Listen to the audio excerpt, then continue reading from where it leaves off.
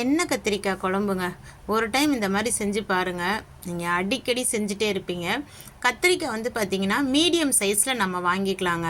அதை வந்து நம்ம நல்லா கழுவிட்டு காம்பெல்லாம் வந்து கட் பண்ணிக்கலாம். கத்திரிக்காயை வந்து நாளாக வந்து நம்ம கட் பண்ணிக்கலாம். ஏன்னா உள்ளே வந்து ஏதாவது பூச்செல்லாம் இருக்கும். அது எல்லாமே நம்ம செக் பண்ணி தான் வச்சுக்கணும். இப்போ நம்ம என்ன பண்ண போகிறோன்னா, நிலக்கடலை, வெள்ளை எள்ளு இருக்குது பார்த்தீங்களா, அது கொஞ்சம் சேர்த்துக்கலாம். கொஞ்சமாக வெந்தயம், கொஞ்சம் ஜீரகம், இதை சேர்த்து நல்லா நம்ம வறுத்துட்டு பொடி பண்ணி வச்சுக்கலாங்க. இந்த பொடி தான் வந்து இந்த குழம்புக்கே பார்த்திங்கன்னா ஒரு ஹைலைட்டு, ரொம்பவே நல்லாயிருக்கும். ஸோ இது நம்ம ரெடி ஆகிடும். இதை நம்ம வந்து பொடி பண்ணிட்டு வந்துடலாங்க. இப்போ நம்ம எண்ணெய் வந்து கொஞ்சம் அதிகமாக சேர்த்துக்கலாம். ஏன்னா அந்த கத்திரிக்காய் இருக்குது பார்த்தீங்களா, அது அந்த எண்ணெயில் தான் நம்ம வதக்க போகிறோம். கத்திரிக்காய் பொறுத்த வரைக்கும் பார்த்திங்கன்னா ஒரு 75% வந்து அது வெந்துடணுங்க அந்த எண்ணெயிலேயே. அப்போ தான் கத்திரிக்காய் வந்து அந்த குழம்புல போடும்போது ரொம்பவே டேஸ்ட்டாக இருக்கும். பாருங்கள், நல்லா வதங்கிடுச்சு. இப்போ நம்ம இதை வந்து ஒரு பாத்திரத்தில் எடுத்துக்கலாம்.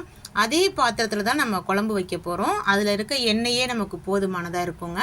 கடுகு சேர்த்தாச்சு, வெந்தயம் சேர்த்துக்கலாம், கருவேப்பிலை சேர்த்துட்டு பூண்டு பார்த்திங்கன்னா ஒரு 10லேருந்து 12 பல் வரைக்கும் சேர்த்துக்கலாம்.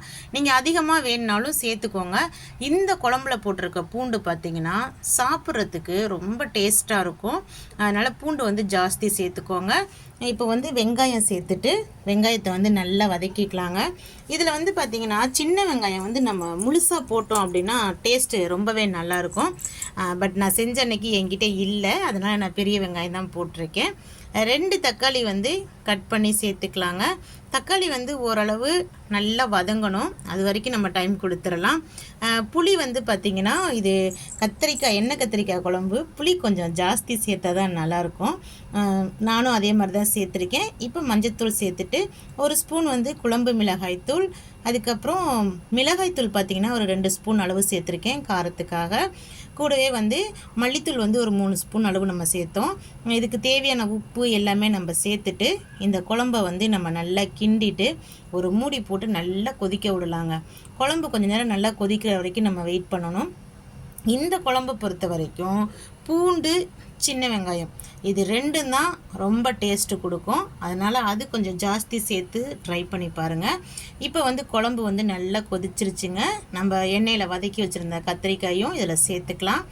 இது வந்து கொஞ்சம் நேரம் வேகட்டும். கொஞ்சம் நேரம் வெந்தாலே போதும். இந்த கத்திரிக்காய் பார்த்திங்கன்னா வெந்துடும்.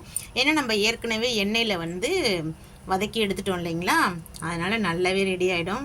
பாருங்கள், குழம்பு நல்லா கொஞ்சம் சுண்டி வந்திருக்கு. இந்த ஸ்டேஜில் நம்ம ரெடி பண்ணி வச்சுருந்த அந்த பொடியையுமே சேர்த்துடலாம்.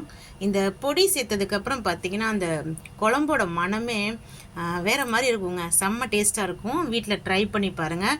இது கூட அப்பளம் வச்சு சாப்பிட்டிங்கன்னா டேஸ்ட்டு சூப்பராக இருக்கும். ஃப்ரெண்ட்ஸ், வீட்டில் ட்ரை பண்ணி பாருங்கள். ஒயிட் ரைஸ்க்கு வந்து ரொம்பவே நல்லாயிருக்கும். நம்ம ஒரு 2லேருந்து 3 நாள் வரைக்கும் கூட இதை ஸ்டோர் பண்ணிக்கலாம். மல்லித்தலை தூவி இறக்குனிங்கன்னா ரெடி. பிடிச்சிருந்தா லைக் பண்ணி ஷேர் பண்ணுங்கள். மறக்காமல் சப்ஸ்கிரைப் பண்ணிவிடுங்க.